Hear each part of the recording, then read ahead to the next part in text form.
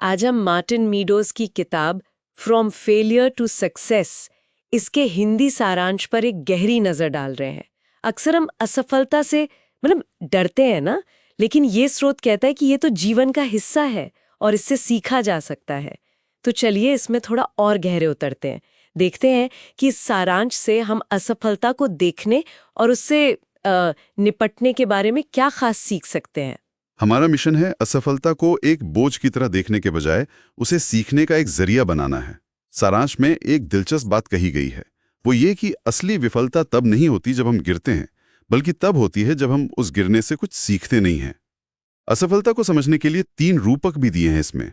जैसे एक है कि असफलता एक भूल भुलैया है जिसे सुलझाना है। हाँ, और दूसरा जैसे एक मूर्तिकार का औजार जिससे हम खुद को तराशते हैं, सीखते हैं। हाँ बिल्कुल। और एक तीसरा भी है कि असफलता एक फिल्टर जैसी है, जो कम गंभीर लोग हैं ना, उन्हें वो छानकर अलग कर देती है। और यही नजरिया बहुत अहम है। स्रोत इसे सिर्फ एक घटना नहीं मानता, बल्कि एक प्रक्रिया की तरह देखता है, कुछ ऐसा जिससे गुजरकर सीखा जा सकता है। तो बात सिर्फ हारने की नहीं है, बल्कि हार को देखने का तरीका बदलने की है। ये समझना कि हम इससे क्या हासिल कर सकते हैं।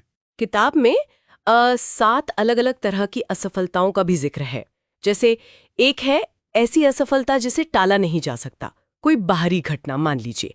इसके लिए लेखक वैराग्य यानी स्टोइसिज्म अपनाने की सलाह देते हैं। इसका क्या मतलब हुआ, थोड़ा समझाएंगे? हाँ, स्टोइसिज्म या वैराग्य का मतलब सीधा सा मतलब है कि शांत रहकर ये मानना कि जो चीजें हमारे बस में नहीं हैं, उनके लिए परेशान होने का कोई फायदा नहीं। उन्हें स्वीकार करके आगे बढ़ना ही समझदारी है। अच्छा, और एक तरह की असफलता है जो डर से होती है, जैसे कुछ नया करने का डर या शायद लोग क्या कहेंगे, इसका डर। इससे कैसे निपटा जाए? लेखक का सुझाव है कि ऐसे डर से निपटने का सबसे अच्छा तरीका है खुद को जानबूझकर उन मुश्किल स्थितियों में डालना जिनसे डर लगता है। हाँ। धीरे धीरे वो डर कम होता जाता है। और कभी कभी हम खुद ही अपनी राह में रोड़ा बन जाते हैं, जिसे कहते हैं आत्म तोड़फोड़ या सेल्फ सैबोटाज। हाँ, सेल्फ सैबोटाज। उससे बचने के लिए भी रणनीतियां हैं। जैसे एक है रक्षात्मक निराशावाद, मतलब डिफेंसिव पेसिमिज्म। रक्षात्मक निराशावाद, ये सुनने में तो थोड़ा अजीब सा लग रहा है। हाँ लगता है, लेकिन इसका मतलब है कि आप पहले से ही सोच लेते हैं कि क्या क्या गलत हो सकता है और उसके लिए तैयारी कर लेते हैं। इससे होता यह है कि चिंता कम होती है और आप बेहतर प्रदर्शन कर पाते हैं। अच्छा, मतलब पहले से तैयारी। हाँ, और इसका उल्टा है रणनीतिक आशावाद, स्ट्रेटेजिक ऑप्टिमिज्म, जहां आप सोचते तो सकारात्मक हैं पर बिना तैयारी के नहीं। समझ गई। अब सफलता के लिए सही मानसिकता बनाने के भी 5 नियम बताए गए हैं। एक नियम है जीवन को मुश्किल तरीके से जीना। ये थोड़ा कठोर सा लगता है सुनने में। इसका मतलब ये नहीं कि जानबूझकर मुश्किलें खड़ी करें, बल्कि ये कि अपने आराम के दायरे से बाहर निकलें, अनिश्चितता को स्वीकार करें और चुनौती लें। और इसी से जुड़ा दूसरा नियम है अपने अहंकार, अपने ईगो को काबू में रखना, खासकर जब आप कुछ सीख रहे हों। हाँ, गलतियां करने में शर्म महसूस न करना। बिल्कुल। और व्यक्तिगत जिम्मेदारी लेना भी एक नियम है ना? हाँ, और ये बहुत जरूरी है। ये मानना कि आपकी सफलता या असफलता दोनों में आपकी अपनी भूमिका है, सिर्फ किस्मत या बाहरी हालातों की नहीं। साथ ही ये महसूस करना भी जरूरी है कि आप सफलता के हकदार हैं। इसके लिए लेखक कहते हैं कि अपनी ताकतों को पहचानने का अभ्यास करें। सोचें कि आपको क्या चीज प्रेरित करती है, आपकी खूबियां क्या हैं और आपने पहले क्या सफलताएं हासिल की हैं। अच्छा, मान लीजिए असफलता मिल ही गई, हाँ, तो फिर उससे उभरने के लिए क्या करें? सारांश में एक 5 कदमों वाली प्रक्रिया बताई गई है। हाँ, बताई है। पहला कदम है असफलता से जुड़ी जो भावनाएं हैं उन्हें महसूस करना, उन्हें दबाना नहीं। दूसरा, खुद को उस गलती के लिए माफ करना।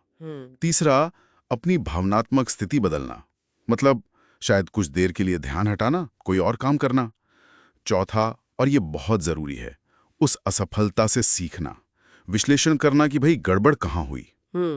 और पांचवा, फिर से कोशिश शुरू करना। तो ये सिर्फ भावनात्मक रूप से संभलना नहीं है, बल्कि दिमागी तौर पर भी उससे सीखना है।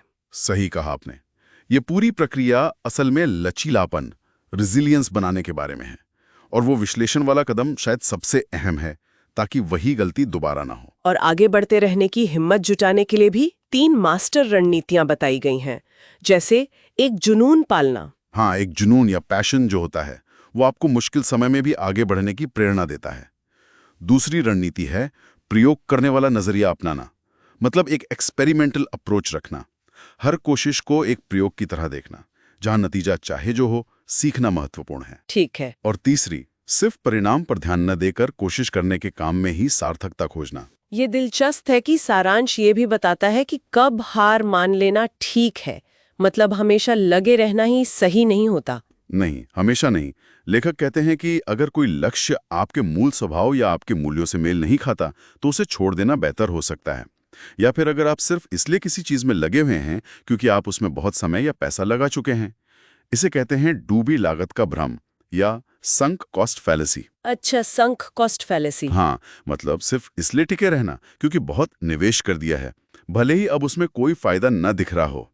ये पहचानना जरूरी है कि कब पीछे हटना ही समझदारी है। तो कुल मिलाके ये सारांश असफलता को एक दुश्मन की तरह नहीं, बल्कि एक शिक्षक की तरह देखने में मदद करता है। यह हमें सिखाता है कि असफलता के कई रूप हैं, उनसे उभरा जा सकता है, और हाँ, कभी-कभी मैदान छोड़ना भी एक सही रणनीति हो सकती है।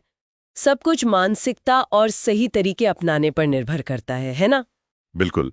और ये एक सवाल छोड़ जाता है जिस पर शायद श्रोता सोच सकते हैं, क्या उनकी जिंदगी में कोई ऐसी असफलता रही है जिससे वो अब पीछे मुड़कर देखते हैं तो लगता है कि अरे उससे तो कुछ अनमोल सीखा या वो किसी तरह फायदेमंद साबित हुई?